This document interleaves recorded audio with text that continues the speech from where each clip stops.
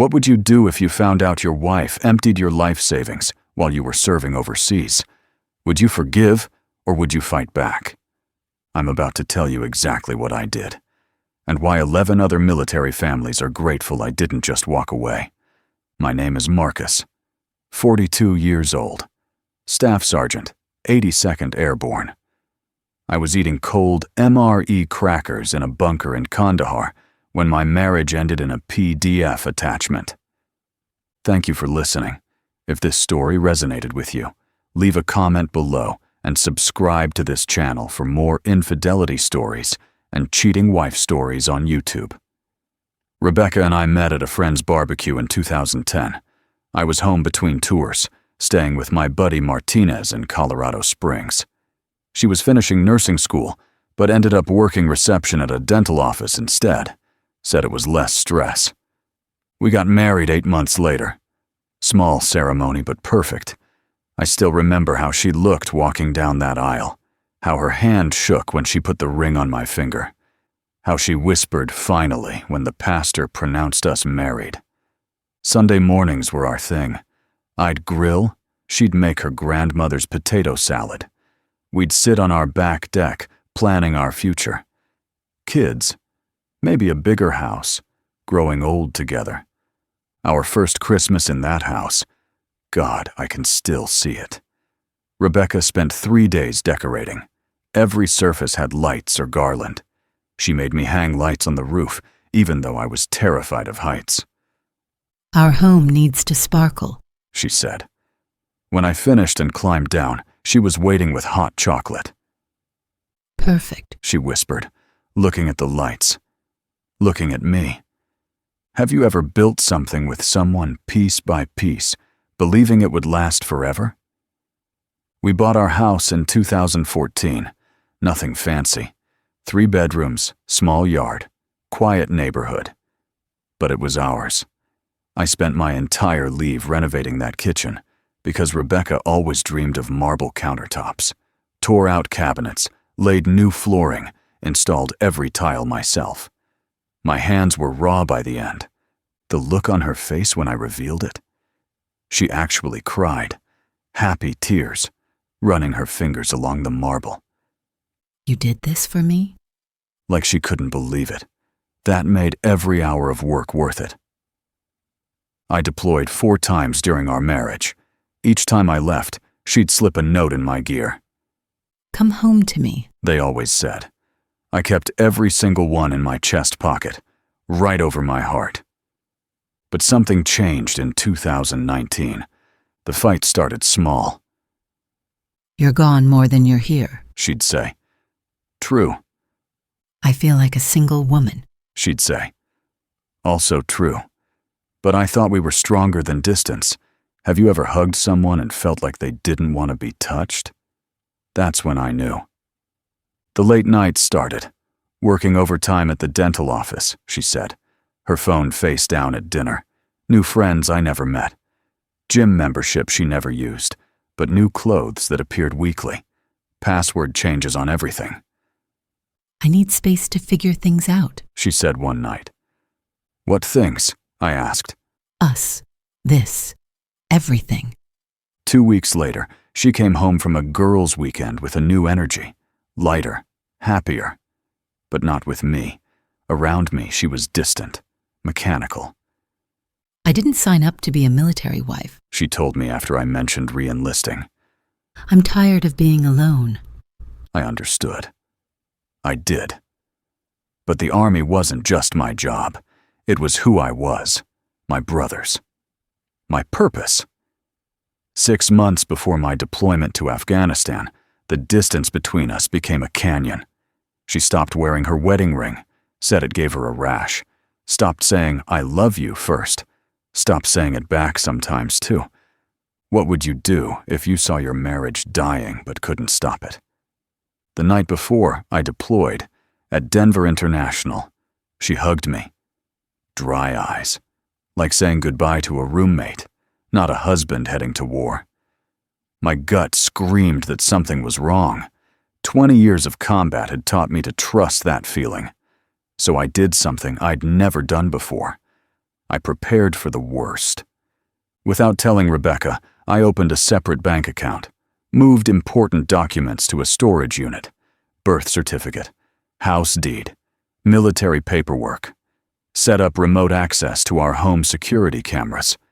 Not because I wanted to spy, because that voice in my head, the one that kept me alive in Iraq, was screaming.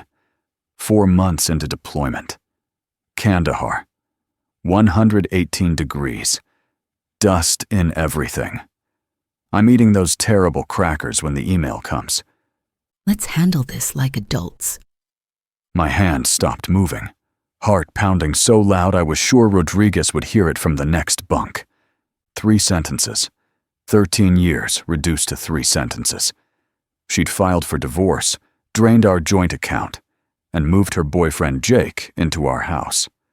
My house. The one with the kitchen I'd built with my own hands. My throat went dry, hands shaking. Not from fear, from disbelief. I read it again. Then again. Like the words might change. Rodriguez noticed something was off. You good, brother. I showed him the email. He read it, handed my phone back, and asked one question. What's your plan? That's when I discovered exactly how deep this betrayal went. 2 weeks later, I'm in the mess hall when my phone buzzes. Bank notification. I almost don't check it. Probably just auto-pay for something. But I do. My stomach drops to my boots. Account balance, $22.37. I set down my fork, open the app with fingers that won't stop trembling. Everything gone. Our entire life savings vanished. 13 years of sacrifice, combat pay, living cheap, eating MREs to save money. All so we could build something. Gone. But here's where it gets worse. And why I need you to understand. This wasn't just about money. That night, I couldn't sleep. The base was quiet except for generators humming. I sat up, grabbed my laptop. My hands hesitated over the keyboard. Did I really want to see? What would you do if you could look into your own home from 7,000 miles away? I logged into our security system. The loading screen felt like forever. Then the cameras connected. My living room filled the screen. But it wasn't my living room anymore. A man I'd never seen before was on my couch. My couch. Drinking from my coffee mug. The one Rebecca bought me that said, "World's Best Husband." Wearing my Broncos jersey. The one from the Super Bowl we watched together. I couldn't breathe. Click to another camera. Kitchen. And there she was. Rebecca. Laughing. Kissing him against the marble countertops I'd installed. The countertops where we'd shared thousands of meals. Where she'd told me she wanted to start a family. Something inside me broke. Then reformed. Harder. Colder. Not anger. Something more dangerous. Clarity.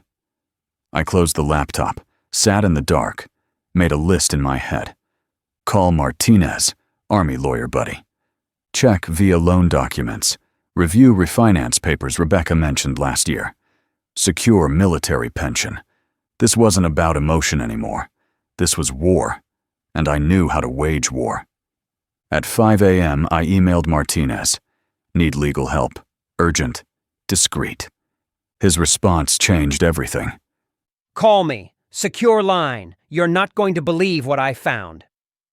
2 months later, I landed in Denver. Didn't tell Rebecca. The flight home felt surreal, like I was infiltrating enemy territory. Checked into a motel, met Martinez at a truck stop diner. You look like hell, he said. Feel worse. He slid a folder across the table. My hands were steady now. Soldier's hands. The refinance documents your wife filed? Your signature's forged. The words hit like shrapnel. What? Wrong middle initial, different pen pressure. She pulled $180,000 in equity while you were deployed. That's federal fraud, Marcus. And Jake? Jake Daniels. 2 DUIs, fraud conviction in 2019. And here's where it gets interesting. He's done this before. Have you ever felt the world tilt? Like everything you thought you knew was a lie? What do you mean, before? Martinez pulled out more papers. 3 other military wives. Same pattern. He targets them during deployments, convinces them to refinance, then disappears with the money. My mind raced. Rebecca's not his first? Not even close. And she fell for it? That's what we need to find out. The next morning I drove past my house, Jake's truck in my driveway, where I taught Rebecca to change her oil, where we carved our initials in the wet concrete. I parked down the street, watching, waiting, like a sniper, patient. Then I went to the bank. The loan officer's face went pale as I showed him my real signature versus the forgery. His hands shook as he compared them. I need to report this immediately. Already did, I said. That night, Rebecca texted, Who are you talking to at the bank? Jake's worried. Jake's worried. Not, I'm worried. Jake, I didn't respond. Let her sweat. 2 days later she called, left a voicemail. I played it in my motel room, her voice filling the space. Marcus, what are you doing? The bank froze the refinance. We can discuss this like adults. Like adults. The same words from her divorce email. Martinez called with an update that made everything clear. Jake got pulled over. Suspended license. In your truck. With stolen prescription pads from Rebecca's dental office. The pieces clicked like a rifle being assembled. This wasn't just Rebecca leaving me. This was a coordinated scam. There's more, Martinez said. The refinance money? It's been transferred to a real estate agent named David Collins. He specializes in quick cash sales of military homes. I sat in my motel room, staring at the wall. 3 other military families. Soldiers like me, overseas, serving their country while their homes were stolen. What do we do? I asked. FBI's interested. This crosses state lines. Involves VA fraud. You in? What would you do? Walk away? Or fight for every soldier who couldn't? I'm in. The FBI meeting was surreal. Agent Chen and Agent Park in a sterile Denver field office, taking my statement, recording everything, building their case. Your case establishes pattern. Chen explained. With your evidence, we can take down the whole operation. What about Rebecca? They exchanged glances. That depends on what she knew. That evening, Rebecca texted, Meet me at City Park tomorrow. Please, we need to talk. I showed Martinez. It's a bad idea, He said. I'm not going. But I want to know what happens at the house while she thinks I'm there. This is where patience paid off, and why those security cameras saved everything. The morning of our supposed meeting. I parked down the street from our house. My hands were steady on the steering wheel, breathing controlled, like before a mission. 9:45 a.m., Rebecca's car backs out. She's wearing the sundress I bought her for our anniversary, heading to meet me, to explain, to lie. I wait. Watch. The street is quiet, suburban peaceful, birds chirping, normal life happening while I'm about to destroy a criminal operation. 10:15 a.m., a silver sedan approaches, real estate logos on the side. My pulse quickens. 10:16 a.m., David Collins steps out, briefcase in hand. Jake emerges from my house. My house? They shake hands like old friends. What would you do if you watched another man try to sell your home while you were still overseas? I pull out my phone, open the security app. My finger hovers over the screen. Once I do this, there's no going back. I tap. The app loads. Interior cameras activate. They're in my living room, the room where Rebecca and I watched 1,000 movies, opened Christmas presents, dreamed about our future. List by Friday. Collins is saying. Cash buyer ready. 420. That's below market. Jake says. That's the point. Quick sale, clean break. What about the husband? Rebecca says he's making noise. Collins laughs. The sound makes my jaw clench. Military guys, all bark. He's got deployment, responsibilities. He'll take whatever settlement we offer to make this go away. My thumb hits record. Every word, every gesture. Evidence. I forward it to Agent Chen. Happening now. Then I wait. 5 minutes. 10. The longest 10 minutes of my life. Then I see them. Black SUVs. No lights, no sirens. They slide into position like shadows. Professional. Precise. My heart pounds. This is it. Agents emerge. Tactical gear. Moving fast. The front door splinters. Through my phone screen, I watch Jake's face change. Confusion. Fear. Realization. They're in handcuffs within seconds. Collins tries to run. Doesn't make it past the driveway. And then, Rebecca's car turns onto our street. Have you ever watched someone realize their entire world just collapsed? That's what I saw on her face. She stops mid-street, sees the FBI vehicles, sees Jake in handcuffs. Her hand goes to her mouth. The sundress, the one I bought her, suddenly looks like a costume. My phone rings. Agent Chen. We got them. Recording has everything. Conspiracy, wire fraud, attempted illegal sale of military housing. And Rebecca. She just pulled up. I watch her standing by her car, crying. The woman I'd loved for 13 years. The woman who'd betrayed everything we built. What happens to her? That depends on what you want. What would you have done? Pressed charges against the woman you once loved, or let her walk away? I want what's right, I said, for every military family they targeted. The federal case moved fast. Jake and Collins flipped on each other. The investigation revealed 11 military families across 3 states.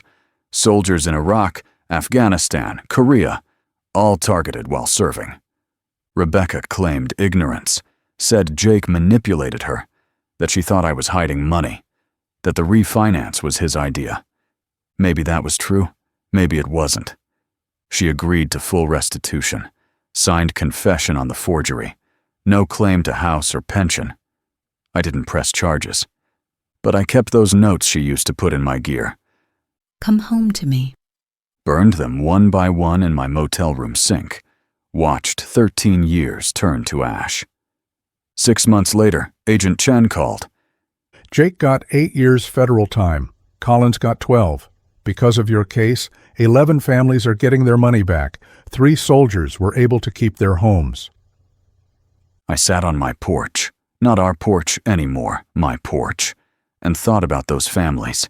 Kids who still had bedrooms, wives who still had homes, soldiers who came back to intact lives because I didn't just walk away. Rebecca texted one last time. I never meant for it to end like this. I loved you once. Once. That word sat in my chest like a stone. I didn't respond. What was there to say? A year later, I sold the house. Too many ghosts in those walls. That kitchen I'd built with love became a monument to betrayal. Bought a cabin in Montana, 10 acres, creek out back, nearest neighbor 5 miles. Took early retirement after 20 years. Got a German shepherd named Ranger. Started doing carpentry. My hands build things that last now, things that can't betray me. One day, a letter arrived. Navy wife from Texas. Jake and Collins had tried their scheme on her family. The FBI gave her my name. You saved our home, She wrote.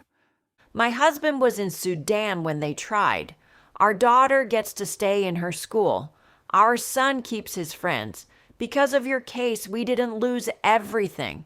Thank you for fighting when walking away would have been easier. I keep that letter on my refrigerator. When the silence gets too loud, when I wonder if I did the right thing, I read it. Here's what I learned. When someone betrays you, they don't just take your money. They take the version of you that believed in them. The innocent part that trusted without question. But here's the truth. You can rebuild. Stronger. Wiser. Free. Rebecca? Heard she moved to Oregon, working at another dental office, starting over. I don't hate her. I nothing her.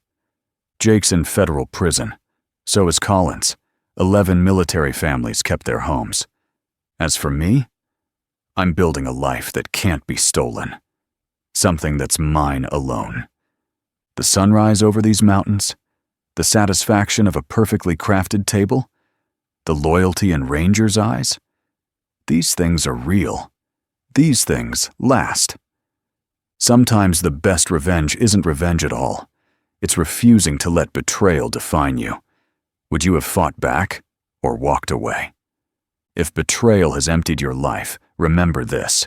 You can rebuild. Stronger. Wiser. Free. That's the only ending that matters. This story moved you, like this video, and subscribe for more infidelity stories, cheating wife stories, lost love chronicles, and inspirational stories about finding the strength to start over.